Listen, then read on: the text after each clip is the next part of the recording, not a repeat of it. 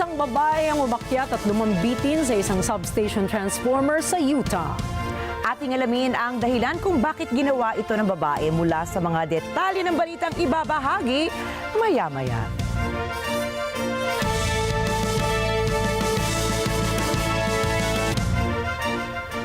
Magandang gabi, ako po si Rikki Mathay. Ako si Rikki Alagao Flores, ito ang mata ng Agila International para naman sa mga headlines ngayong Biyernes ng gabi. Bagyong Ophel nag-downgrade, bagyong Pepito patuloy na lumalakas ayon po yan sa Pag-asa. Defense Secretary Gilberto Chodoro Jr. iginiit na may karapatan ng Pilipinas na magkaroon ng missile system para depensahan ang teritoryo. North Korean leader Kim Jong-un ipinag-utos ang mass production ng self-destructing drone. Unang araw ng APEC Summit, sinalubong ng mga protesta. At ating silipin ang disenyo ng Miss Universe crown na gawang Pinoy.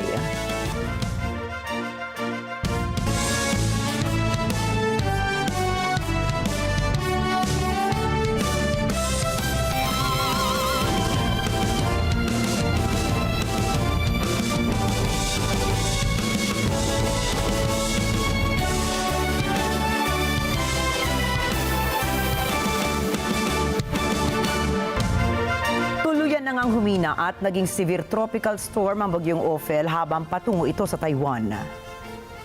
Samantala, batay sa projection ng Pag-asa, posibleng maging super typhoon ang bagyong Pepito bago ito tumama sa Catanduanes. Kahit papalayo ang bagyong Ophel ay nakataas pa rin ang tropical cyclone wind signal number 1 sa Itbayat, Batanes. Ayon sa datos ng State Weather Bureau, bandang alas 4 ng hapon, namataan naman ang bagyong Pepito sa layong 465 kilometers east of Guian, Eastern Samar. Gumagalaw ito sa direksyong pahilagang kanluran na may bilis na 30 kilometers per hour and maximum sustained winds na 150 kilometers per hour at gustiness na 185 kilometers per hour. Nakataas naman ang signal number 2 sa eastern portion of Northern Samar, northern portion of Eastern Samar at northeastern portion of Samar. Signal number 1 naman ang Aurora, Quezon Province, eastern portion ng Laguna, Marinduque, Camarines Norte, Camarines Sur, Catanduanes, Albay, Sorsogon, Masbate, rest of Northern Samar, rest of Eastern Samar, rest of Samar at Biliran. Batay sa forecast ng Pag-asa, posibleng maglandfall ang bagyong Pepito bukas ng gabi o linggo ng umaga. Tiniyak ng Department of Migrant Workers o DMW na kanilang tutulungan ang mahigit 300,000 mga undocumented Filipinos na nasa Estados Unidos. Ito ay sa pangambang palalayasin ang mga ito sa US sa panahong umupong bilang Pangulo si President-elect Donald Trump. Ayon sa DMW, nakikipag-ugnayan na sila sa Department of Foreign Affairs ukol sa pagtulong sa mga hindi dokumentadong Pinoy. Noong taong 2017 hanggang taong 2020, sa unang termino ni Trump, pinauwi sa Pilipinas ang nasa 3,500 mga undocumented Filipinos. Nanawagan si Senador J.V. Ejercito at si Senator Ronald Bato de la Rosa na ibalik ang tinapyas na 10 bilyong pondo sa 2025 budget ng Armed Forces of the Philippines o AFP Modernization Program. Itinakda sa 50 billion pesos ang budget para sa modernisasyon ng AFP sa ilalim ng National Expenditures Program. Gayunpaman, ito ay naging 40 billion pesos na lamang sa ilalim ng bersyon ng House of Representatives ng General Appropriations Bill. Ang bersyon na ito ang siya ring pinagtibay ng Senate Finance Committee. Paliwanag ni Senador Ejercito sa Senate Plenary Deliberations para sa budget ng Department of National Defense, ang pondo para sa AFP Modernization Program ay laging natatapyas kaya naantala ang completion ng mga proyekto para sa puwersang militar ng Pilipinas. Ipinunto pa ni Ejercito na kung napopondohan ng tama at maayos ang AFP Modernization Program ay nasa Horizon 3 na sana ang programang ito. Layunin din anya ng Pilipinas na magkaroon ng minimum credible defense posture para sa territorial defense nito at hindi upang tapatan agad ang kakayahang militar ng mga aggressors ng Pilipinas. Umapela rin si Senator De La Rosa na ibalik ang binawas na 10 billion pesos dahil 7 proyekto anya ng AFP Modernization Program ang maaapektuhan. Kabilang rito ang upgrade sa cyber systems, forward support equipment, aviation engineering equipment, additional aircraft, joint tactical combat vehicles at radar basing support systems. Nanindigan si Defense Secretary Gilberto Chodoro Jr. na kung nais ang Pilipinas ay may karapatan itong magkaroon ng sariling missile system. Una nang nagbabala si Chinese Foreign Ministry spokesperson Lian Zhan na ang pagbili ng Pilipinas sa missile launcher na Typhoon sa Estados Unidos ay isang provocative at mapanganib na aksyon. Dagdag pa ni Lian, ang planong ito ng Pilipinas ay magsisiga umano ng tensyon at away sa rehiyon. Subalit, sinabi naman ni Chodoro na itutuloy pa rin ng Pilipinas ang pag-upgrade ng defense capabilities nito. Bibili ang Pilipinas ng mid-range missiles mula sa Estados Unidos kahit patutol ang China sa hakbang ng Pilipinas. Giit na opisyal, hindi lamang purely Philippine law ang nasa panig ng Pilipinas kundi pati puwersa ng international law. Samantalang walang force of law ang mga sinasabi ng China. Tinawag na Best Dramatic Actor ni Vice President Sara Duterte ang ama nitong si dating Pangulong Rodrigo Duterte nang humarap ito sa Quadcom hearing.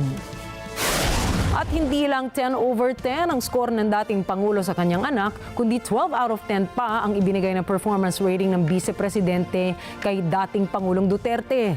Ngunit tumanggi na si Sara na ipaliwanag kung bakit ganun ang paglalarawan niya sa ama. Sabi niya, kumusta yung performance ko? And I said, the best dramatic actor. So, rating from 1 to 10, sabi ko, you're a 12. Ayun na lang yung umintin naman sa ginagawa niya eh. Ipinaliwanag rin ng Vice Presidente ang pagdating niya sa Quadcom hearing. Anya, tinawagan siya ng mga kasama ng dating Pangulo dahil hindi ito nakikinig sa kanila. Kinausap din ni Sara ang kanyang ama na magpahinga na muna dahil umabot na ng gabi ang pagdinig ng Quadcom ukol sa issue ng war on drugs. Kasi hindi siya nakikinig sa mga kasama niya. So, humingi sila ng tulong sa akin na kung anong isabi, pagsabihan. Nagsimula yung araw niya, 6 a.m. and mga around 10:30 p.m. na ata yun. Sinabi nung na baka low blood sugar na. So, ay hindi ko makain. So, nagpaalam ako na excuse na lang siya but ayaw niya. Pero, naniwala naman siya nung sinabihan namin siya na kumain na muna siya. Nang usisain tungkol sa masasabi niya sa Quadcom hearing, sinabi ni Vice President Sara na hindi uniform ang rules ng komite. Dati nang binanggit ng Vice Presidente na hindi siya umaasa na makatatanggap ng patas na pagtrato ang kanyang ama sa Quadcom hearing. As a lawyer, hindi mo na talaga maintindihan kung ano ang rules na ginagamit sa mga hearings, no? And they use inquiry and investigation interchangeably. So hindi mo alam if it's an inquiry, you're a research person, if it's an investigation, you're a witness or an accused. Sa iba pa mga balita, bumisita sa Pilipinas ang delegasyon ng bansang Cambodia bilang bahagi ng kanilang study visits sa excise tax ng bansa. Mula rito ay mainit namang sinalubong ni Finance Secretary Ralph Recto ang mga delegado. Layo ng pagbisita ng Cambodian delegation na magbigay ng makabuluhang insights na Phnom Penh sa usapin ng Philippine Excise Tax Reform. Para ito sa mga produktong mula sa tobacco, mga sweetened beverages at alcoholic drinks sa Pilipinas. Ang nasabing buwis ay nakalaan bilang suporta sa mga healthcare programs para sa mga Pilipino. Binubuo ng 26 na delegado ang Cambodian delegation sa pangunguna ng Undersecretary ng Ministry of Health at Deputy General mula sa General of Policy ng Cambodia. Inihayag ng Department of Transportation na ipatutupad nito ang biometric system sa pagproseso ng mga biyahero sa mga paliparan sa Pilipinas. Ito ay bilang bahagi ng modernization program sa transport system ng bansa. Sinabi ni Transportation Secretary Jaime Bautista, sisimulan ang pilot implementation ng biometrics passenger processing system sa Iloilo International Airport. Ayon sa kalihim, mapapadali ng biometric system ang pagproseso sa mga pasahero, gayon din ay mapapahusay ang security protocol sa mga paliparan. Paliwanag ni Bautista, may dalawang bahagi ang proyekto kung saan ang unang phase ay target nito ang mga Pilipinong pasahero na gumagamit ng national ID. Habang sa Phase 2 naman ay isasama ng mga dayuhang pasahero na gumagamit ng kanilang e-passports sa pagbiyahe sa Pilipinas. At matapos po ang sunod-sunod na price hike sa mga produktong petrolyo, ay asahan naman ang rollback sa susunod na linggo. Ayon sa Department of Energy Oil Industry Management Bureau, batay sa 4-day trading, posibleng bumaba ng 70 sentimos hanggang piso ang kada litro ng gasolina. 65 hanggang 95 sentimos naman ang posibleng bawas sa presyo ng kada litro ng diesel. At 70 hanggang 80 sentimos ang posibleng rollback sa presyo kada litro ng kerosene o gas.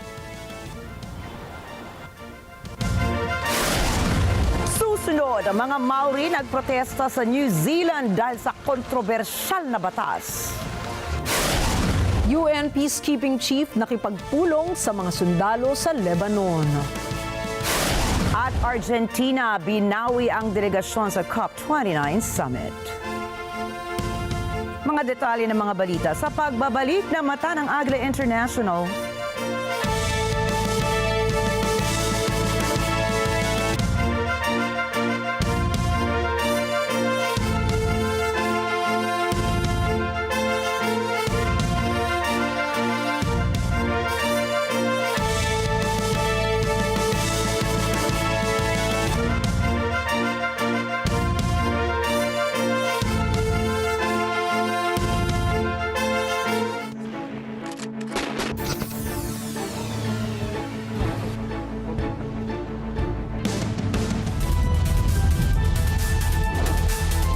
Malaking tulong ito sa aming buhay, sa aming pamilya. Samahan niyo kami sa laban na ito. Our belief na mayroong justice in this country. Exclusive!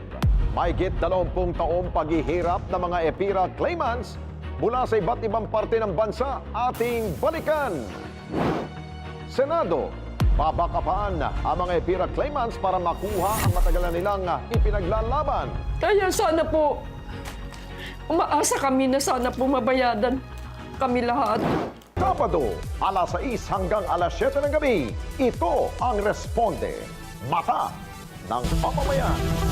Let's get together, Sunday 25, Sunday 25. Gentlemen, it's time to stop putting it off and take control of your health. Man Up isn't just about toughing it out or ignoring the signs your body is giving you. It's about owning your well-being, mentally and physically, and making the decisions today that will shape your tomorrow. No more brushing off stress, burnout, or anxiety like it's nothing. Give your mind the care it deserves. Dito lang yan sa Ito Ang Tahanan tuwing Sabado at Linggo, alas 8 hanggang alas 9 ng umaga. Sa Net 25. Let's get together, Sunday 25, Sunday 25. Milyong pasasalamat sa inyo mga ka-Net 25 dahil umabot ng 1 milyon ang mga subscriber ng Net 25 YouTube channel. Let's subscribe together here on Net 25.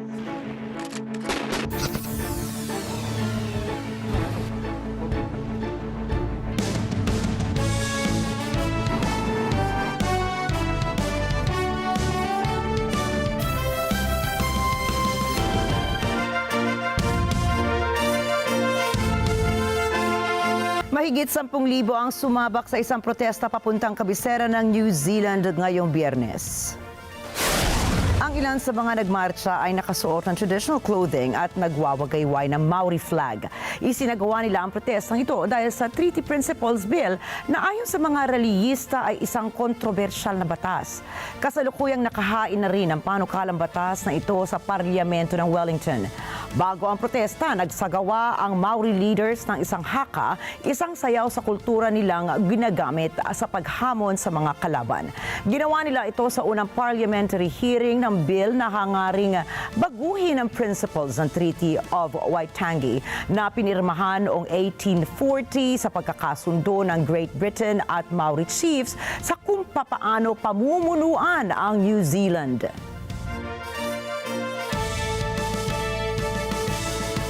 Iniutos ni North Korean leader Kim Jong-un ang mass production ng self-destructing drones matapos panoorin ang epekto nito sa isang military test. Binigyang diin ni Kim na lumalakas na ang kompetisyon sa buong mundo pagdating sa mga military equipment gaya ng drones na madalas at malawakang ginagamit sa kasalukuyang mga gyera lalo na sa Ukraine. Ngunit napansin na rin ng mga war analysts na lalong lumalakas ang military technology ng Pyongyang na nagdulot ng mga katanungan ukol sa military deal ni Kim sa Moscow. Samantala, inalok ng BRICS groups of nations ang Turkey na maging isang partner country. Kasunod ito ng kagustuhan ng Ankara na balansehin ang relasyon nito sa East at Western coalitions. Nitong mga nakalipas na buwan ay nagpakita ng interes na sumali sa BRICS Group of Emerging Economies ang Turkey na isang miyembro ng NATO. Dumalo rin si Turkish President Tayyip Erdogan sa BRICS Summit sa Kazan noong nakaraang buwan na pinamunuan ni Russian President Vladimir Putin. Kasunod nito ay inanunsyo ng Turkey na formal nang nagsumite ang kanilang bansa ng application na maging kasali sa koalisyon. Sa pananaw ng Turkey, ang pagsali sa BRICS ay isang oportunidad na palawakin ang kanilang relasyong pang-ekonomiya kasama ng mga kasaping estado sa halip na maging alternatibo sa Western Alliance at NATO. Sa ngayon ay wala pang ulat kung tinanggap na ba ng Turkey na maging partner country ng BRICS.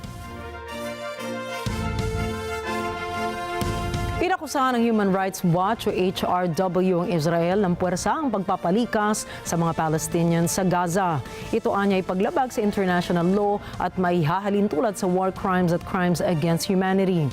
Narito ang report ni Rikki Gumarang. Ayon sa HRW, ang pagpapalikas sa Palestinians ay tila pinlanong pangmatagalan sa buffer zones at security corridors. Ito anya ay maihahalin tulad sa ethnic cleansing. Israel claims that it set up an evacuation system to allow Palestinians, civilians in Gaza to seek safety. But in order to move a civilian population, certain conditions must be met. First of all, it has to be temporary. It can only be until the hostilities are completed. Number two, civilians have to be directed to safer areas where their basic humanitarian needs are met. And thirdly, the civilians can only be evacuated if it's a dire military necessity. And on all three of these, our report and documentation shows that Israel has failed to meet the burden. Therefore, they are committing forced displacement. And because it's pursuant to a state policy, it is a crime against humanity. Samantala, itinanggi ng Israeli military na pangmatagalan o permanente ang ginawa nilang buffer zones. Dagdag nito, nangako si Foreign Minister Gideon Saar na ang mga inilikas na Palestinians ay papayagang makabalik sa kani-kanilang tahanan pagkatapos ng gyera. Ang report na ito ang pinakabago sa serye ng mga ulat mula sa aid groups at international bodies na nagbababala ukol sa hindi makataong sitwasyon sa Gaza.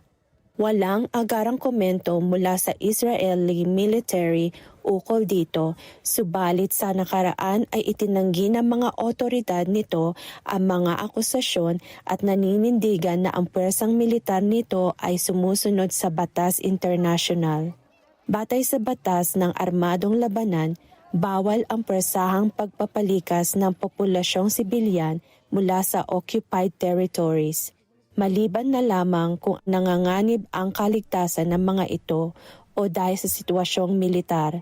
Rikki Gumarang para sa mata ng Agila International, Trusted, Connected, On Point. Nanawagan kina US President-elect Donald Trump at President Joe Biden ang mga pamilya ng Israeli hostages na hanggang ngayon ay bihag pa rin ng militanteng grupong Hamas. Narito ang report ni Jessica Bautista. Nakiusap ang mga pamilya ng Israeli hostages kay President Joe Biden at President-elect Donald Trump na trumabaho ng isang deal upang makalaya na ang mga natitira pang bihag bago ang taglamig. Ayon kay Sharon Lifshitz, aksyon ang kailangan ngayon. There is a lot of praying that needs to happen, but there's also action, and we need a deal now. We need everyone, all parties, to think outside the box and in any way possible to reach a deal.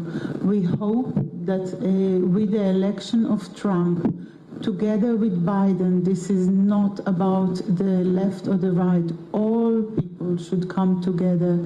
We hope that Biden and Trump work together now to get the hostages back before the winter. Si Lifshitz ay anak ng hostage na si Yosheved na pinakawalan ng Hamas noong Oktubre 2023.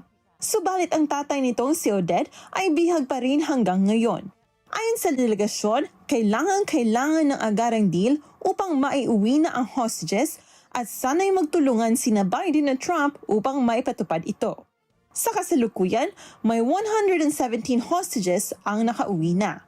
Kasama rito ang 4 na agarang pinakawalan nang magsimula ang giyera. 37 ang ibinalik na patay na. Kung kaya't may 101 pang hostages ang naiiwan sa Gaza batay sa tali ng Israel. Kalahati sa mga ito ay pinaniniwalaang buhay pa. Jessica Bautista para sa mata ng Agila International. Trusted, connected, and point.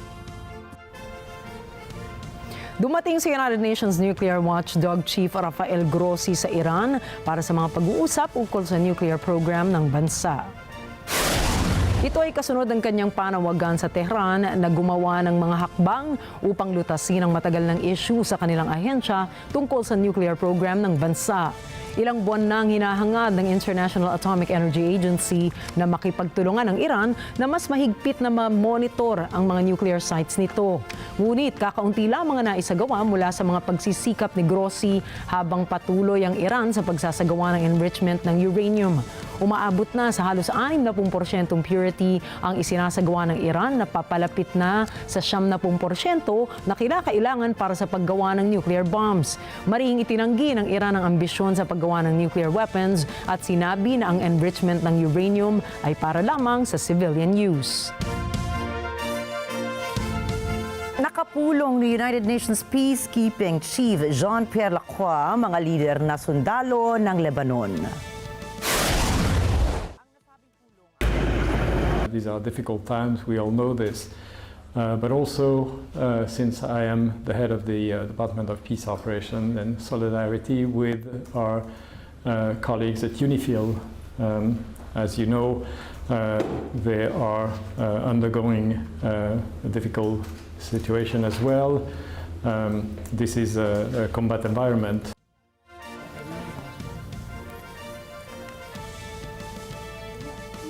Ang nasabing pulong ay bilang pagpapasya sa pagtalaga ng mga Lebanese Armed Forces sa Southern Lebanon.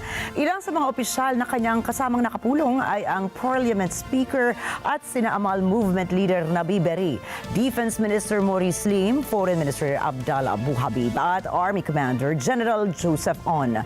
Nakausap din ito ang mga representante ng mga bansang mayroong sundalong nagsisilbing peacekeeping forces sa Southern Lebanon. Magugunita pong mariing kinundina ng UN ang ginagawang pag-atake ng Israel sa mga peacekeepers na nakatalaga sa Lebanon.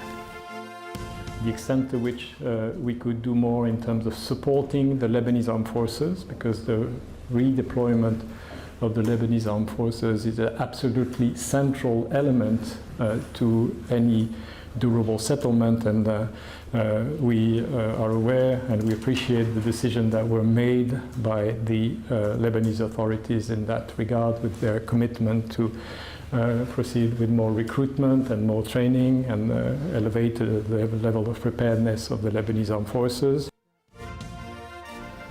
Pinauwi ni Argentinian President Javier Milei ang mga delegado nito sa COP29 Summit. Mahigit 80 representatives ng Argentina ang nasa Baku, Azerbaijan para sa 2 linggo ng negotiations. Ngunit matapos lamang ang 3 araw, iniutos na ng pamahalaan ni Milei na bumalik na sa Argentina ang mga delegado. Walang detalye na ibinigay ng Buenos Aires ukol sa pag-withdraw nila sa COP29, ngunit matagal lang tumututol si Milei sa climate crisis. Tinawag niya itong isang socialist lie at noong eleksyon ng 2023, nagbanta rin siyang mag-withdraw sa Paris Agreement.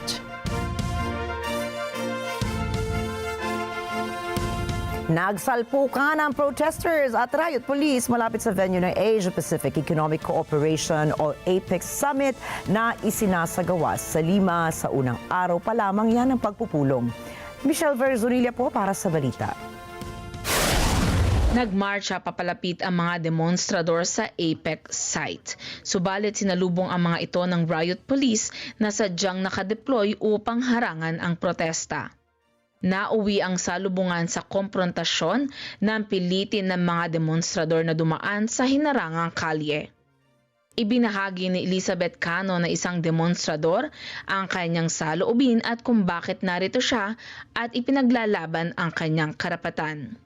Hermano, que venga la inversión extranjera, pero si van a dejar un progreso, un beneficio para la población peruana, porque en realidad este gobierno está asesinando con las mineras transnacionales, está asesinando al pueblo peruano, están contaminando nuestros ríos, están quemando nuestra selva, y eso en ningún país, yo creo que nadie estaría de acuerdo con eso, hermanos.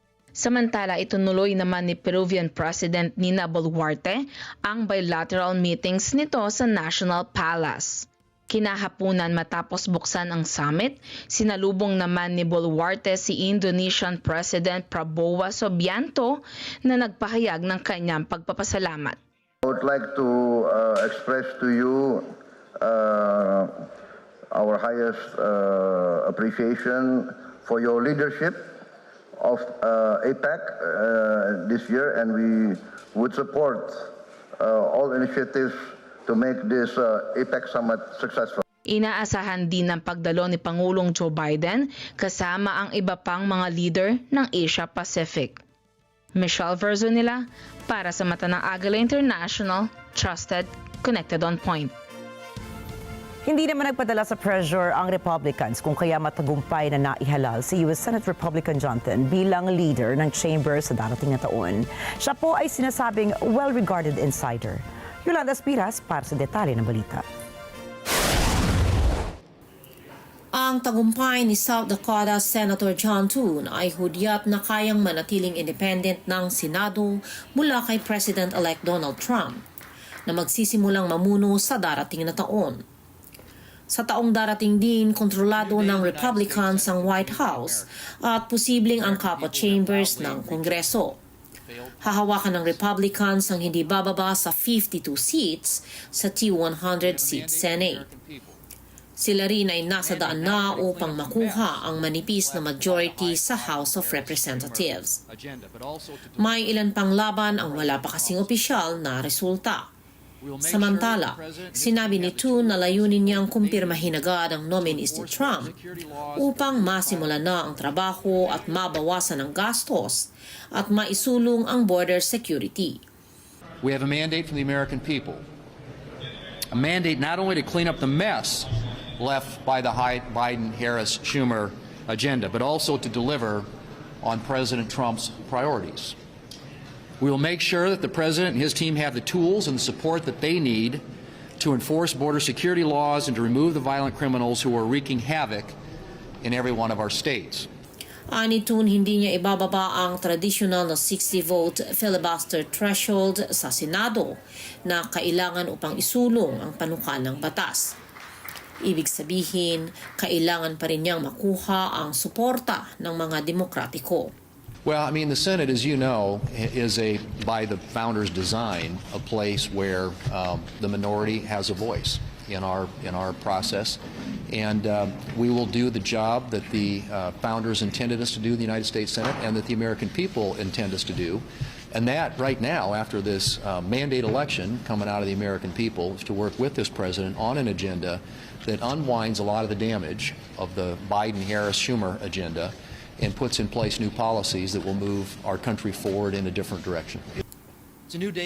Ang 63-year-old na si Thune ay sinasabing even-tempered institutionalist at seasoned legislator.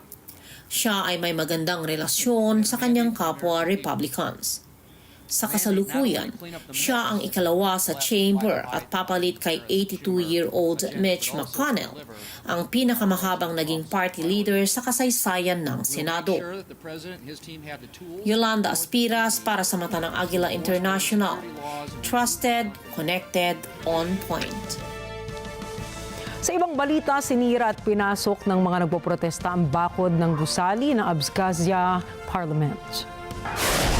Ayon sa lokal na ulat, ginawa ito ng mga rallyista upang ipahayag ang kanilang mariing pagtutol sa apartments bill na isang investment agreement ng Abkhazia sa Russia. Marami nila ang tutol sa apartments bill dahil pinapayagan ng panukalang batas na ito na makabili ang Russians ng residential property at real estate sa Abkhazia. Gamit ang mga bato at kahoy ay sinalubong ng mga nagpoprotesta ang mga pulis at dumaban ang mga ito. Gumamit naman ang mga otoridad ng tear gas at nagpaputok para i-disperse ang mga tao, ngunit napasok pa rin ng mga rallyista ang loob ng Parliament Building.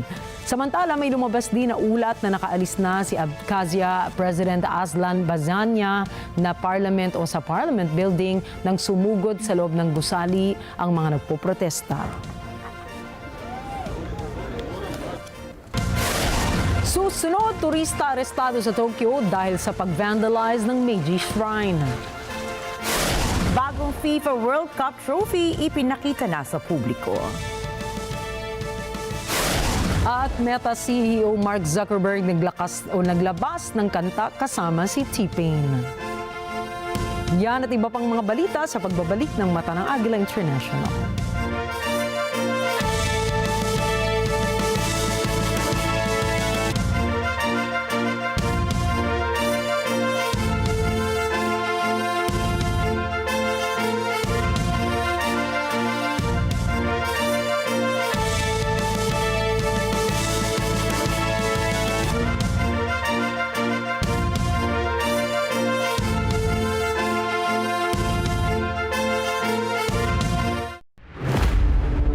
Pilipinas, isang bansang arkipelago na nahahati sa tatlong pangunahing pulo, Luzon, Visayas at Mindanao.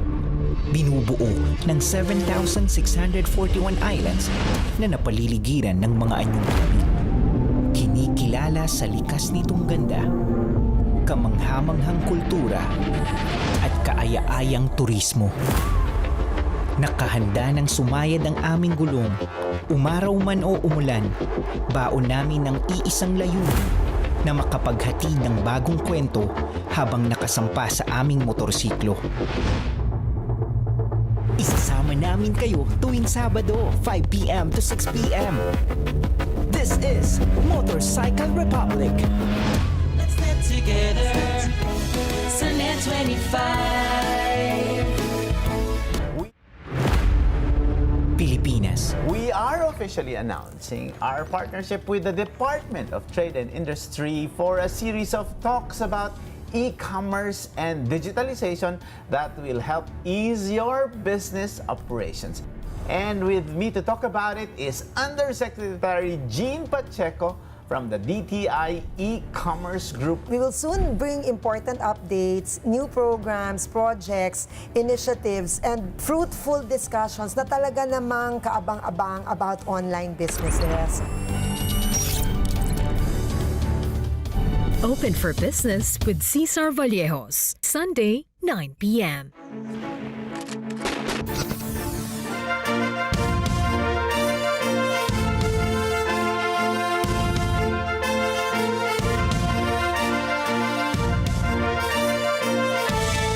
Ipinangako ni US President-elect Donald Trump sa kanyang kampanya na aayusin ito ang mga suliraning nakikita niya sa kanyang bansa, ang Estados Unidos. Kasama po rito ang border issue, inflation, housing prices, healthcare at ilang pandaigdigang suliranin kagaya ng digmaan sa Ukraine at sa Gaza.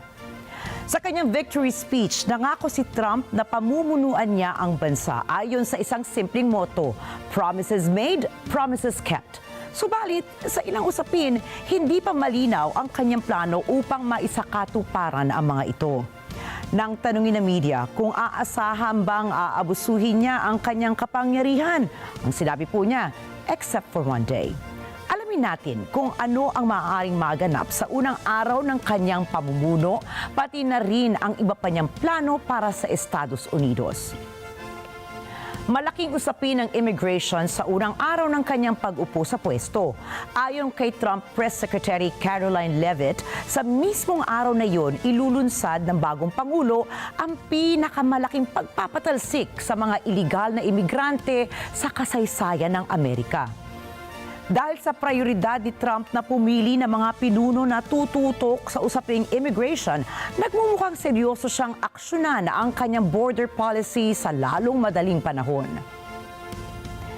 Kinuha niya ang veteranong immigration official na si Tom Yeoman bilang border czar, si Governor Kristi Noem ng South Dakota para pangasiwaan naman ang Homeland Security at si Stephen Miller bilang White House Deputy Chief of Staff para sa polisiya. Kilala po ang tatlo sa kanilang mahigpit na tindig laban sa iligal na imigrasyon. Isa pa sa mga pangako ni Trump sa unang araw ay ang wakasan ang birthright citizenship o ang prinsipyo nagsasabing sino mang ipinanganak sa lupaing sakop ng Estados Unidos ay automatic na nagiging mamamayan nito. Bagaman hindi pa malinaw kung papaano niya ito isasakatuparan dahil malamang na kailangan pa nitong amyendahan ang konstitusyon nila. Sa kanyang kampanya, sinabi rin ni Trump na maaaring wakasan niya ang digmaan sa Ukraine in just one day. Paulit-ulit niyang pinuna ang patuloy na pagsuporta ng administrasyon ni Biden sa Ukraine at itinuturing ito bilang isang malaking waste of resources. Gayunpaman, wala pa siyang ibinibigay na tiyak na plano kung paano niya ito tatapusin maliban sa pagsabing tutulungan niyang magkasundo ang dalawang panig. Isa pang mahalagang isyong tinalakay ni Trump ay ang ekonomiya. Ipinangako niyang pabababain ang inflation sa lalong madaling panahon. Anya, bibigyan niya ng prioridad ang mga bagay kagaya ng affordability ng mga sasakyan, pabahay at insurance, pati na rin po ang issue ng supply chain. Dagdag pa ni Trump, lalagda siya ng isang executive order na uutusan ang bawat sekretary at pinuno ng mga ahensyang gamitin ang lahat ng kasangkapan at otoridad upang labanan ang inflation at pababain ang mga presyo ng bilihin. Ang agendang ito ang magtatakda ng kanyang unang 100 araw sa pwesto o baka mas maaga pa kung magiging maayos ang pagpapalakad ng lahat ng plano niya. Kasama sa kanyang plano ang pag-impose ng taripa sa mga inaangkat na produkto, partikular na yung mga mula sa China upang mapanatili ang manufacturing job sa Estados Unidos. Bagaman hindi pa malinaw kung gaano kalawak o kataas ang mga tariffs na ito, iminungkahi niya ang hindi bababa sa 10% taripa sa lahat ng imported goods.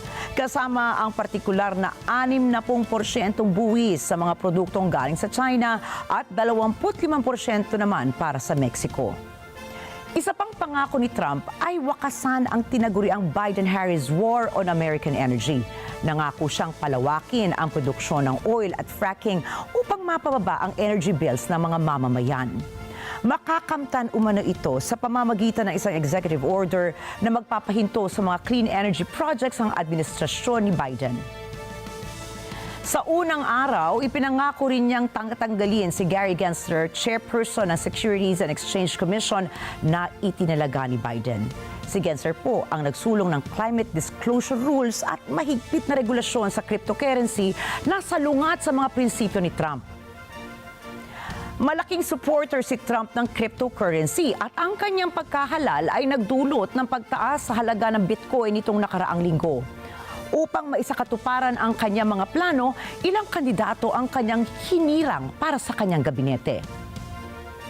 Kabilang po dito ang dating Democratic Congresswoman ng Hawaii na si Tulsi Gabbard bilang Director of National Intelligence at si Pete Hegseth bilang susunod na Defense Secretary.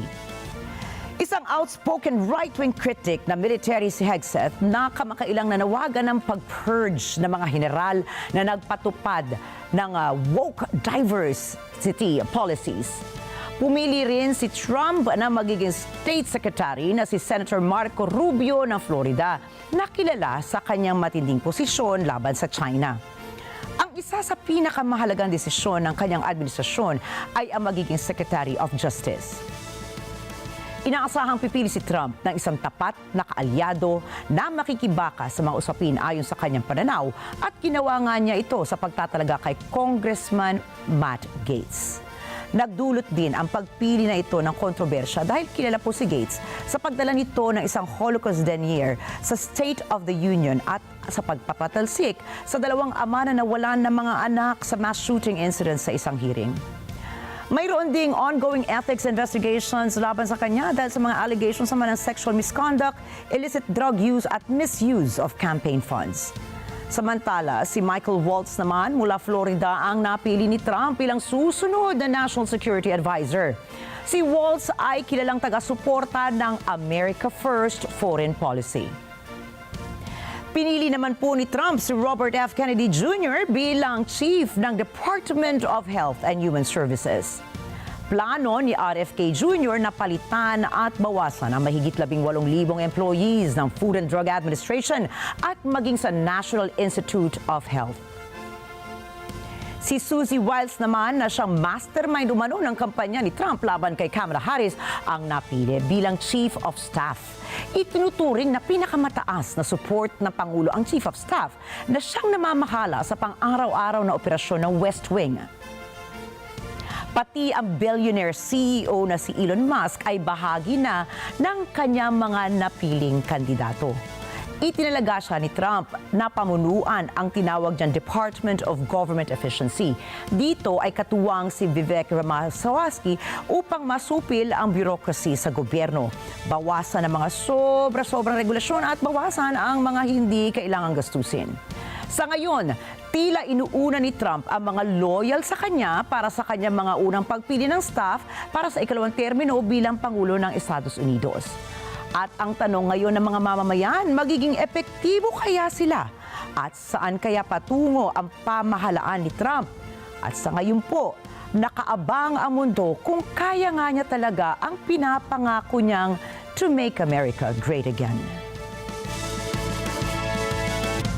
Sa ibang balita, nagdulot ng malawakang power outage ang komosyon ng isang babae sa Salt Lake City sa Utah matapos itong umakyat sa substation transformer sa lugar at pinsalain ito.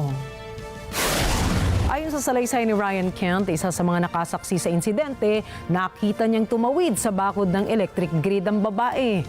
Anya, pag-akyat ng babae sa platform ay bigla na lamang itong sumigaw. Nakita rin ni Kent na hinataw-hataw ng babaeng circuit box at pipe ng electric grid. Dumating naman ang Salt Lake City Police sa lugar para pansamantalang putulin ng kuryente doon. Makikita sa video ang paglambiti ng babae sa kawad ng kuryente. Napagdesisyonan ng mga pulis sa lugar na barilin ng babae ng stun gun para pahupain ang tensyon sa sitwasyon. Ayon sa lokal na ulat, nakararanas ng isang episode ng mental disorder ang babae kung kaya't nagawa niyang umakyat sa electric grid ng syudad. Maswerte namang nakaiwas ang isang pedestrian mula sa nahulog na scaffolding habang naglalakad dito sa labas ng Boston South Station.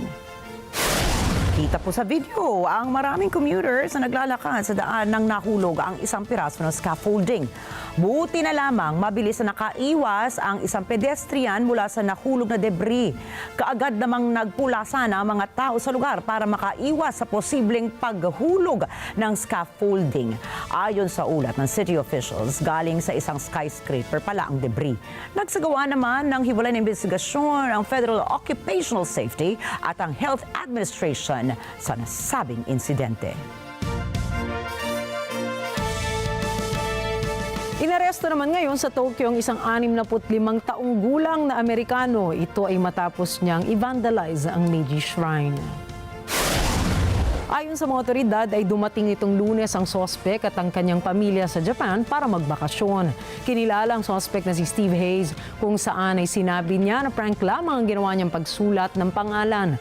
Agad namang hinuli si Hayes sa kanyang hotel dahil sa nadiskubring vandalism ng mga letra sa Torii Gate ng Meiji Shrine. Kasunod nito ay binisita siya ng mga staff ng US Embassy para kausapin at bigyan ng consular assistance. Samantala, binabantayan na ngayon ng mga opisyal sa Japan ang tumataas na kaso ng vandalism sa mga tourist spots.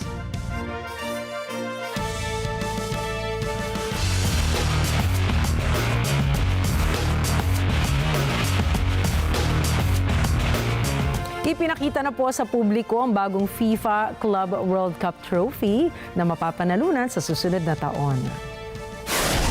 Well, the FIFA Club World Cup trophy had to be innovative, it had to be inclusive and groundbreaking, and of course, truly global, as this competition is. You've seen that this is a different trophy compared to all our other events. The aim was really to make it a symbol of a new era in global club football, to be daring and bold when it comes to its format and its design, whilst at the same time highlighting the prestige through timeless gold. As we kick off the most inclusive and merit-based club competition in the world. The best of the best from everywhere on the planet. Ang disenyo ng bagong tropeyo ay galing sa bagong FIFA board at ginawa naman sa tulong ng Tiffany & Company Jewelers. Ayon naman kay FIFA President Gianni Infantino, ito ay simbolo ng new era ng football at nagbibigay-pugay rin sa historya ng naturang tournament. Sa 24-karat gold-plated finish nito ay nakaukit ang isang mapa ng mundo kasama na rin ang pangalan ng 211 FIFA associations at 6 na confederation. Nakaukit din sa tropeyo ang motto ng organisasyon sa 13 lengguwahe at braille at naglaan din ng mga espasyo ang organisasyon para sa pangalan ng unang 24 teams na nanalo na ng World Cup. A remarkable equivalent to our iconic FIFA World Cup is a revolutionary symbol of a bright new future for club football, but also inspired by the past. It features icons and images that capture important football references, such as when FIFA was founded, the names of the 211 FIFA member associations, and even the position of the solar system on the day of the FIFA Club World Cup's opening match in June 2025.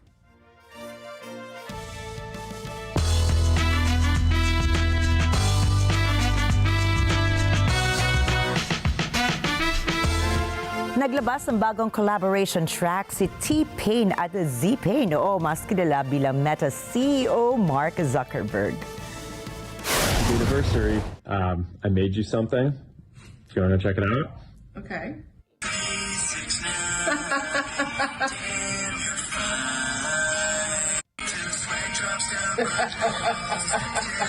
Oh my God, it says Z-Pain. It's our band name. Yeah, is that the most romantic thing I've ever done? It's so romantic. 21 years later, I can't get quite as low, but it brings back a lot of fond memories. Ayon sa tech CEO, ginawa niya ito at idinedicate niya ang kantang ito sa kanyang asawa na si Priscilla. Kwento kasi nito ay ni-revive niyang kanta na Get Low ay ang kanyang tumutugtog o ang kantang tumutugtog nung una sila nagkakilala ng college days. Ngayon daw ay pinapakinggan nila ito tuwing ginugunita ang kanilang dating anniversary. Mapapakinggan naman ito ng publiko matapos niyang i-anunsyo sa Instagram na this year I worked with T-Pain on our version of this lyrical masterpiece. Halo-halo naman ang naging reaksyon ng mga netizens ukol sa version ng duo sa nasabing kanta. Samantala, agaw pansin po ngayon ang gawang Pinoy na 2024 Miss Universe crown dahil sa natatangi nitong ganda at disenyo. Ikinatuwa ng mga kandidata sa Miss Universe nang makita ang pinakabagong korona para sa Miss Universe 2024. Tinawag ang korona bilang Light of Infinity bilang pagkilala sa galing ng Pinoy mula sa luxury brand na Jewelmer. Tampok sa disenyo ng korona ang nasa 23 South Sea Pearls, ginto at diamante. Ayon sa kandidata ng Italy na si Gleilani Cavalcante, sumisimbolo ang bagong korona sa kanilang buhay at mga pangarap. Nakatakda naman bumiyahe sa 35 mga bansa ang bagong Miss Universe kasama na ang pakikipagpulong sa mga pinuno nito. Samantala, sinabi ng Jewelmer na tumagal ng 2 taon bago nila tuluyang mabuo at matapos ang buong korona.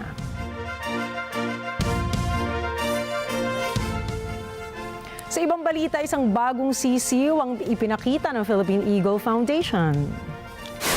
Ang eaglet na ito ay pinangalanan nilang Philippine Eagle Chick number 30. Ayon sa Facebook post ng Philippine Eagle Foundation, 56 days ang incubation period ni Chick number 30 at 9 na buwan ang kanilang ginugol para sa hatching process nito. Endangered species ang kinabibilangang lahi ng bagong Philippine Eaglet, kaya naman sobrang saya ng lahat dahil naging matagumpay ang kanilang operasyon. At ito po, cute as overload talaga dahil may opisyal ng kanta ang cute pygmy hippo ng Thailand na si Mudeng. Mapapakinggan ang opisyal na kantang Mudeng Mudeng mula sa mga wikang Thai, English, Chinese at Japanese. Binubuo ang music video ng short clip ng baby hippo. Kasama na ang pakikipaglaro nito sa kanyang keeper at sa kanyang ina na si Jonah.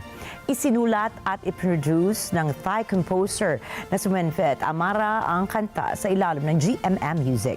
Sa kasalukuyan ay 4 na buwan na ang baby hippo na kinagigiliwan naman talaga ng maraming turista sa Kaukyo Open Zoo. Aabot sa 3,000 hanggang 5,000 ang mga taong nagpupunta sa zoo kada araw para lamang pumakita siya si Mudeng. Samantala, sinabi naman ng zoo director na si Narongwit Chodchoy na ang karagdagang kanta o kita na kanilang kinukuha ay gagamitin naman para sa breeding programs ng mga endangered species.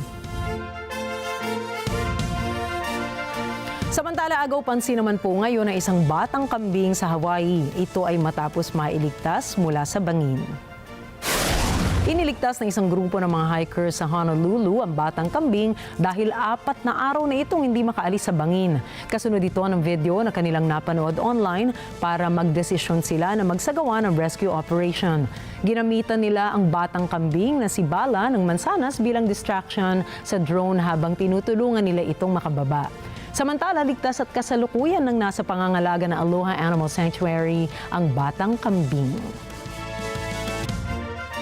So, tignan naman natin kung ano naman ang mga dalang balita ni Alma Angeles. Siguro magandang balita rin na mag-good mood din siya dahil akalain mo, Nina. Ikakalain natin ang week, so dapat na. Weekend na naman. Mamimiss po namin kayo ngayong weekend pero sana po ay magkaroon kayo ng isang very meaningful weekend with your loved ones at magkikita-kita po ulit tayo sa Lunes. Subalit tandaan, mula Lunes hanggang Biyernes, narito kami ni Nina upang maghatid ng balita saan mang dako ng mundo. Happy weekend, everybody! Ako po muli si Rikki Mathay. Ako si Rikki Alagao Flores na bumabati rin ng happy weekend sa inyo pong lahat. Ito ang Mata ng Agila International. Para naman po sa mga balitang nangyari sa iba't ibang panig ng mundo, punta naman tayo kay Alma Angeles para sa Mata ng Agila World News. Take it away, Alma.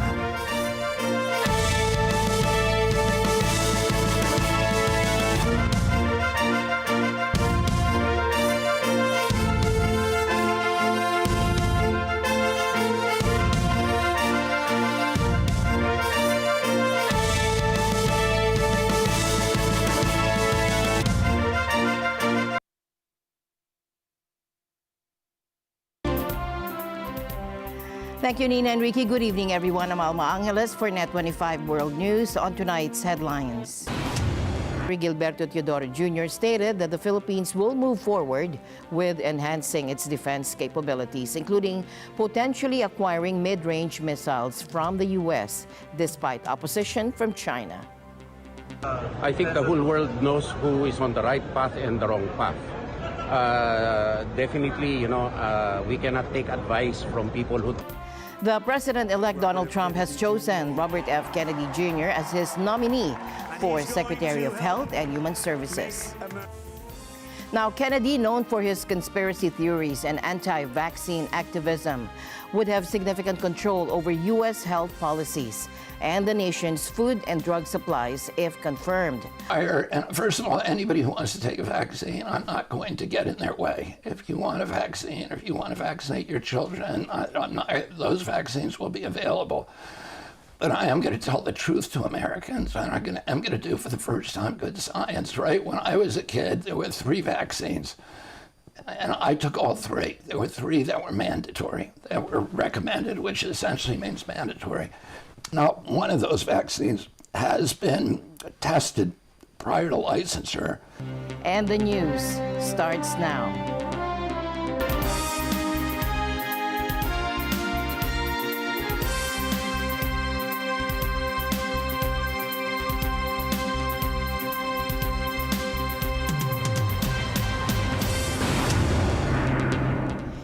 In the country, Defense Secretary Gilberto Teodoro Jr. stated that the Philippines will move forward with enhancing its defense capabilities, including potentially acquiring mid-range missiles from the U.S., despite opposition from China.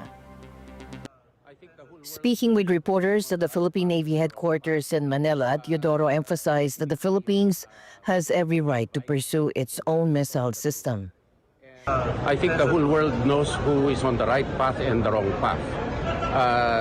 Definitely, we cannot take advice from people who distort the truth. And nobody believes them anyway. No. So I think it's a waste of airtime to broadcast the claims of China because only their leadership believes in what they say anyway. We have the force of international law on our side, not merely Philippine law. China does not have the force of law on its side. It does not have right on its side. Teodoro's comments came after Chinese Foreign Ministry spokesman Lian Jian criticized the Philippines' potential purchase of the U.S.-made Typhoon missile system. 强调非方引入中导系统这一战略性、进攻性的武器，是配合域外势力制造地区紧张对立、挑动地缘对抗和军备竞赛的挑衅和危险行动。 是对本国和东南亚各国人民、历史和地区安全极不负责任的选择。 The Typhoon is one of the 3 ground-based missile systems used by the U.S. Army alongside the high-mobility artillery rocket system and the long-range hypersonic weapon. However, Teodoro clarified that the missile acquisition plan isn't finalized yet, and it may not necessarily involve the U.S.-made Typhoon system. Because there must be consent to sell. No? However, we are planning to have such kinds of capabilities. I'm not saying the Typhoon. I'm saying such kinds of capabilities. Let's turn now to Peru, where Chinese President Xi Jinping is set to inaugurate a $1.3 billion China-funded megaport known as the Megaport of Chancay. Located just north of Lima, the project is expected to attract $4 billion in investments over the next decade. However, China will retain a 60% stake in the port, raising questions about who benefits most. The Peruvian government under President Dina Boluarte sees this step towards deepening ties with China. Since joining Beijing's Belt and Road Initiative in 2019, Peru has received over $30 billion in investments from about 200 Chinese companies, including operations in copper mines and power generation. 如今的青海港正在成为新时代的印加古道新起点。从前海到上海，我们正在见证的不仅仅是共建“一带一路”倡议在秘鲁的生根开花，也是一条新时代亚拉陆海新通道的诞生。Damos inicio a una transformación que consolidará al país como un centro logístico, tecnológico e industrial de clase mundial que nos proyectará de manera estratégica en la región Asia-Pacífico. Despite these investments, many Peruvians remain skeptical of Beijing's intentions. Protesters took to the streets ahead of Xi's arrival, accusing both China and the U.S. of exploiting Peru's natural resources while failing to provide meaningful benefits to the local population. Critics claim Chinese projects in the country primarily serve governments and corporations, with limited job opportunities for locals. And some protesters called out what they see as the minimal progress from Chinese investments, fueling public outrage. Hermano, que venga la inversión extranjera, pero si van a dejar un progreso, un beneficio para la población peruana, porque en realidad este gobierno está asesinando con las mineras transnacionales, está asesinando al pueblo peruano, están contaminando nuestros ríos, están quemando nuestra selva, y eso en ningún país, yo creo que nadie estaría de acuerdo con eso, hermano. After the port's inauguration, Xi Jinping joined world leaders at the Asia-Pacific Economic Cooperation Summit in Lima, including U.S. President Joe Biden.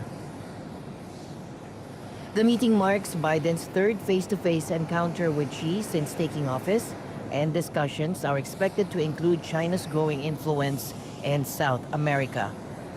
Washington has been vocal about its concerns over Beijing's presence in the region, warning allies of potential death trap diplomacy. With China's megaport now operational in Peru, the U.S. sees this development as uncomfortably close to home. The President-elect Donald Trump has chosen Robert F. Kennedy Jr. as his nominee for Secretary of Health and Human Services. Now, Kennedy, known for his conspiracy theories and anti-vaccine activism, would have significant control over U.S. health policies and the nation's food and drug supplies if confirmed. I'm going to require, and first of all, anybody who wants to take a vaccine, I'm not going to get in their way. If you want a vaccine, or if you want to vaccinate your children, those vaccines will be available. But I am going to tell the truth to Americans, and I'm going to do for the first time good science, right? When I was a kid, there were 3 vaccines, and I took all 3. There were 3 that were mandatory, that were recommended, which essentially means mandatory, and I was compliant. Today there are 72, and we're going up to now, I think, 77 or 79 with the annual COVID vaccines. So, and not one of those vaccines, with the exception of the COVID vaccine, not one of those vaccines has been tested prior to licensure in placebo-controlled trials, which are required for every other medication. Already, Kennedy is stirring debate with calls to remove fluoride from drinking water. And he's also made headlines this past year for eyebrow-raising claims, including that doctors found a dead worm in his brain and a strange admission that he once left a bear cub carcass in New York Central Park. Now, this nomination follows other polarizing choices by Mr. Trump, like Matt Gaetz for Attorney General, which has shocked many in the Senate, and hints at a potential confirmation showdown. Gaetz himself faces an ethics probe over alleged sexual misconduct and drug use charges he firmly denies. And with these bold picks, the question looms, will the public ever get full transparency of these appointees? President-elect Donald Trump's choice of Tulsi Gabbard as U.S. intelligence chief has also sent shockwaves through the national security establishment, adding to concerns that the sprawling intelligence community will become increasingly politicized. Take a look. If confirmed by Congress, Gabbard will oversee 18 spy agencies and serve as the main advisor to Trump, the National Security Council, and the Homeland Security Council on intelligence matters. Gabbard's appointment has raised eyebrows among her critics. As a Democrat turned Republican, she has been accused in the past of amplifying Russian propaganda. Commentators have noted the dramatic shift in the Republican Party, with Gabbard replacing former Republican Representative Liz Cheney. The 43-year-old Gabbard was born in American Samoa and has European and Samoan ancestry. She moved to Hawaii, her family as a child, where her mother began practicing Hinduism. In 2002, she made history as the youngest woman elected to the Hawaii House of Representatives. Gabbard joined the Army National Guard in 2003 and served in Iraq in 2004 and Kuwait in 2008, taking on both medical and civic roles. A major turning point in Gabbard's career came in 2012 when she became the first Hindu elected to the U.S. House of Representatives. In 2015, she made headlines for criticizing then-President Barack Obama for failing to call out Islamic extremism in the Middle East. After serving in Congress for 8 years, Gabbard launched a bid for the Democratic presidential nomination in 2020 with a campaign focused mainly on opposing military interventions overseas. It is this principle of service above self that is at the heart of every soldier, at the heart of every service member. And it is in this spirit that today I announce my candidacy for President of the United States of America. Interestingly, her campaign was widely supported by Moscow-based media outlets sympathetic to the Kremlin. She eventually dropped out of the race and left the Democratic Party in 2022, accusing its leadership of embracing wokeness, anti-white racism, and warmongering. She also blamed NATO and the Biden administration for Russia's invasion of Ukraine. And this year, Gabbard endorsed Donald Trump's re-election bid and switched to the Republican Party. Trump has brought to transform the Republican Party and bring it back to the party of the people and the party of peace, that I'm proud to stand here with you today, President Trump, and announce that I'm joining the Republican Party. Praising Trump's leadership in transforming the GOP back into the party of the people and the party of peace. Despite her lack of experience in intelligence management, it remains to be seen how Gabbard will fare in leading such a crucial role in the Trump administration. The Tulsi Gabbard appointment really casts a very negative light on everything else. Because how can you have someone who has shown herself to be so irresponsible from a national security point of view, sitting in the Situation Room during a National Security Council meeting, which is where she will be, and think that you're going to get a positive results out of that? I mean, that to me is extraordinarily concerning. Service member.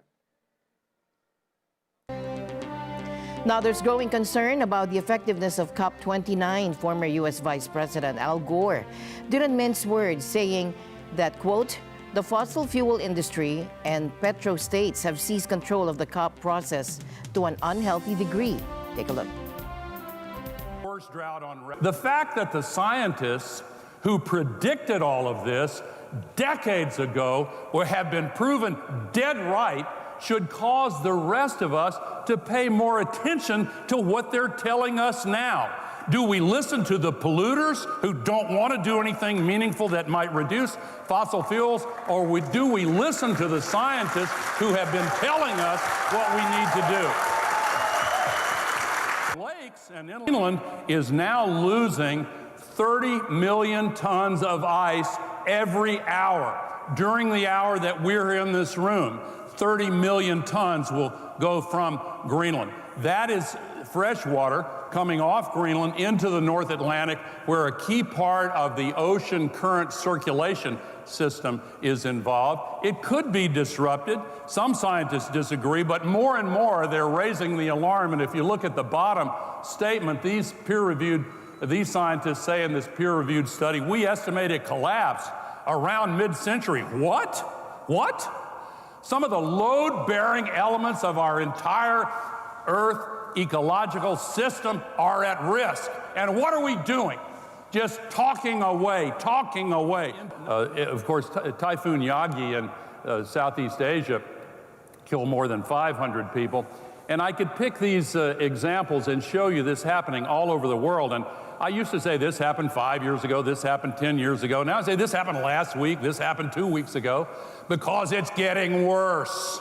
It's getting a lot worse quickly and will continue to get worse until we as humanity decide to organize ourselves well enough to take action. That's what we're supposed to be doing here at this COP. Same thing. Yes, we had an election in the U.S., but here's why he says they won't be able to stop. When Trump was president last time, the solar and wind expansion and EV continued anyway, because economics are driving it, and because state and provincial and city governments and companies are driving it. Thousands of people in the northern Philippines are now dealing with the aftermath of Typhoon Usagi, which struck the region on Wednesday. The powerful storm caused extensive damage to homes, flooded neighborhoods, and left a trail of disrupted infrastructure. Take a look. With sustained winds reaching 150 kilometers per hour, the powerful storm forced mass evacuations and triggered widespread power outages across multiple provinces. The super typhoon, known locally as Ophel, began to weaken significantly by today after making its violent landfall in the town of Bagao, Cagayan province on Thursday afternoon. Local residents watched helplessly as homes were torn apart by the storm's fierce winds. According to Pag-asa, Usagi has now weakened and is tracking towards Taiwan. As the 15th cyclone to strike the Philippines this year, Usagi's impact is particularly concerning as officials already prepare for another approaching threat. Typhoon Mani, or locally known as Pepito, is intensifying in the western Pacific and could potentially hit eastern towns and the capital Manila over the weekend, raising fears of compound disasters in the storm-battered nation. Strong winds are complicating efforts to get a wildfire under control along the New Jersey-New York border. The Jennings Creek fire has already spread to over 5,000 acres and is only 20% contained. But right now, our greatest concern is the Jennings Creek fire here in Orange County. It has spread to over 2,700 acres across the border, 5,000 if you include the acreage across the line with the New Jersey. So 5,000 acre fire, 2,700 acres of which are here in the state of New York. Neither of these fires are controlled or contained at this moment. Firefighters are hoping the winds will die down by nighttime as they've been gusting at speeds of up to 50 miles per hour. Smaller fires in New England have also been problematic, with some even jumping their containment lines, adding pressure to teams working on the Jennings Creek fire. Red flag warnings are still in place for tomorrow, and while winds will be a little lighter, the dry conditions aren't going anywhere. Wind factor, again, the red flag warning has been in play. Again, the wind's been increasing anywhere from 35 to 40 mile per hour gusts, as your meteorologists have been showing on your networks. So that is hampering our efforts to do significant suppression, so that's why we're not going super interior to attack the fire. However, we are in a place where we are actively engaging the fire, and right now all our tactics seem to be holding the line here in New Jersey. We haven't had really good rain. So last night we got a quarter inch of rain. That's kind of what we call appreciable rain. So it just gave us a little breather for our resources to get some rest. These local resources have been running and gunning since Saturday when this thing really blew up. Today gives us a little time to take a little breather, but tomorrow the winds come back. Yeah, it's been, from where I'm at in Suffolk County, we received maybe a half inch of rain in the last 10 weeks, where we should have had about 12 inches. The next shot of rain is expected on Thursday, but even that could lose its strength before reaching the northeast. The drought situation continues to worsen, with severe drought in parts of South Jersey and extreme drought across Ohio. The conditions we're facing are still pretty dire. This is one of the driest Octobers we've had on record. This has been a challenge for us because normally starting in September you see a lot more rainfall, the ground is saturated, and something like this would not have taken hold. We have not received enough rain. We had a little bit of rain over the last 48 hours, but not enough to extinguish the fires, and unfortunately there's no significant rainfall predicted in the immediate forecast. We're actually currently under a drought watch, level 2 of 5 on our drought scale.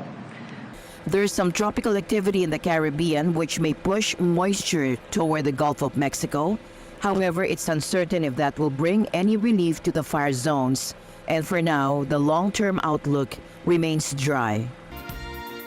In Port-au-Prince, Haiti, panic swept through the neighborhoods of Salino and Nazon as residents fled their homes. Gangs have now spread into one of the last areas not already under their control, leaving families with little choice but to pack up and leave. A powerful gang coalition known as Vive Ansam has been tightening its grip on the country, while political infighting and delays in a foreign security mission leave the crisis unresolved. Scenes of chaos unfolded as people rushed through the streets, clutching suitcases and holding onto their small children, while overloaded cars sped by. Witnesses say the neighborhoods emptied quickly after reports that a police officer in the area had been killed.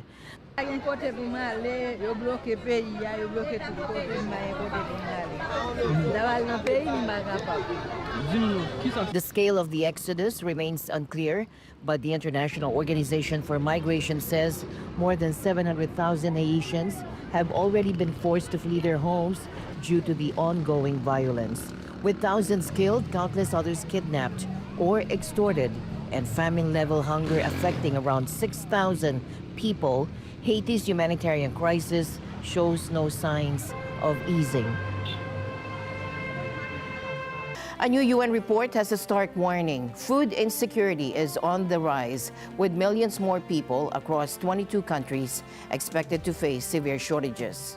Just to be crystal clear that armed violence and conflict remain the primary cause of acute food insecurity across these numerous hunger hotspots, where widespread displacement, destruction of food systems, reduced humanitarian access, all are likely to worsen food availability and food access.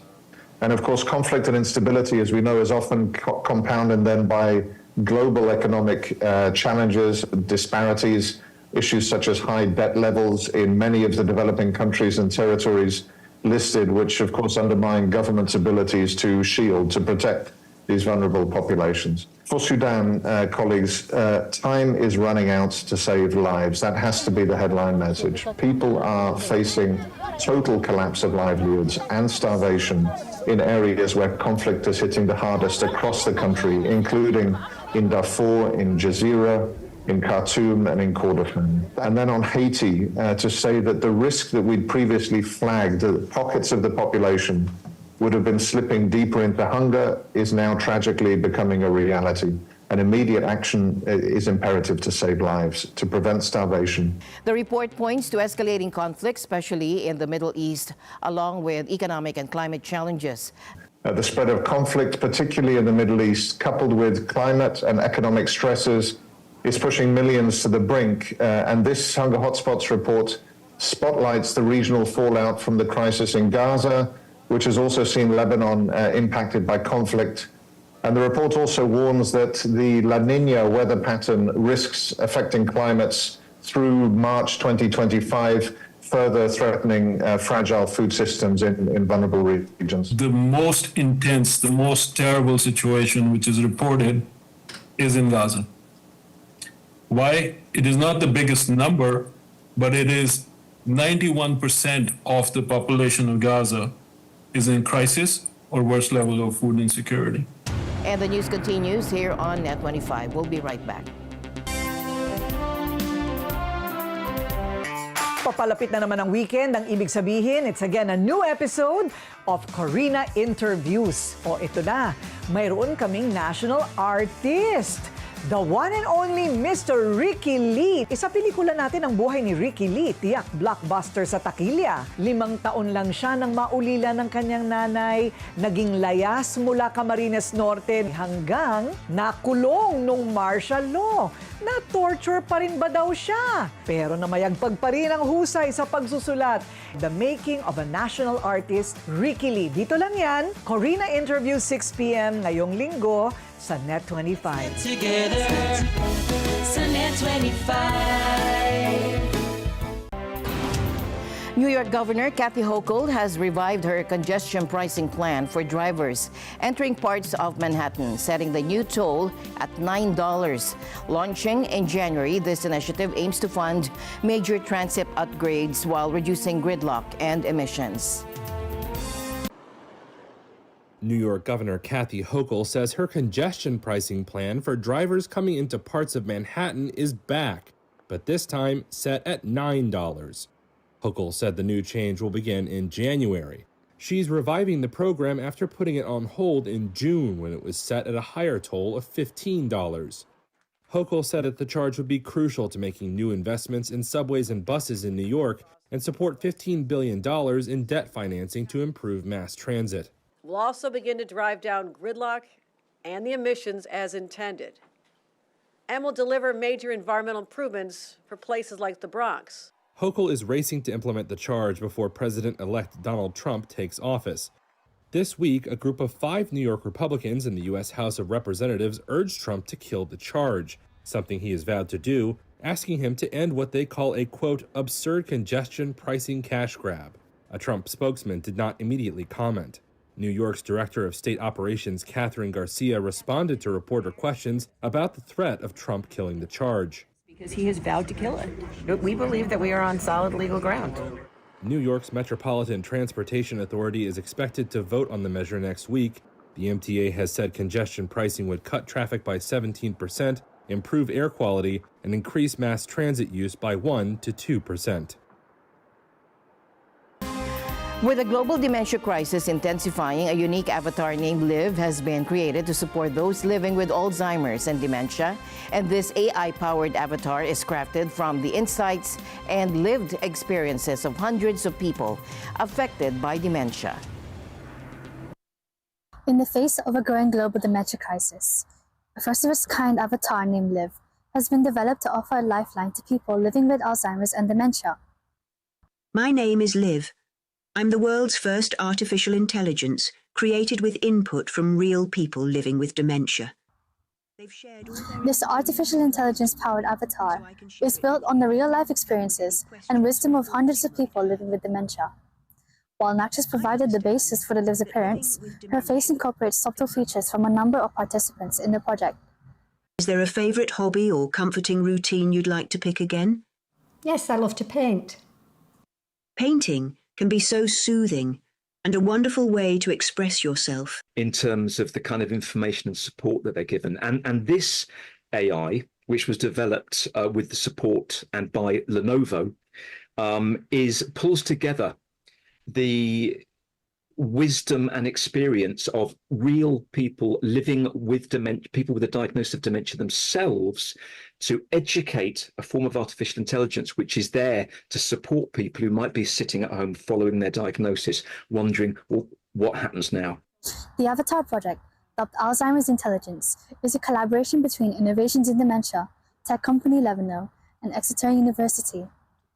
It was crafted using data from Innovations in Dementia's Dementia Diaries project, interviews, and advocacy groups.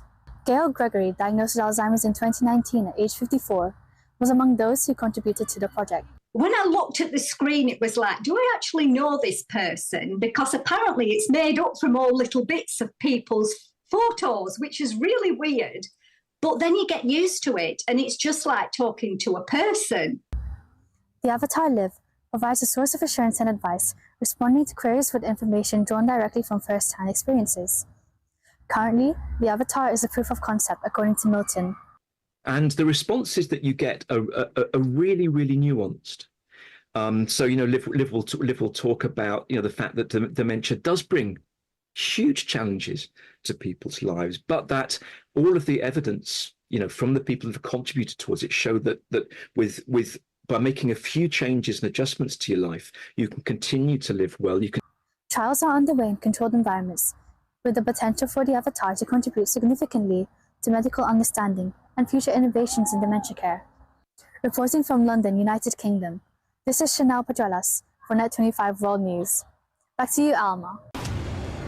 And with that, we end tonight's broadcast. For everyone here on Net25, I'm Alma Angeles. Thank you all for joining us. Good night.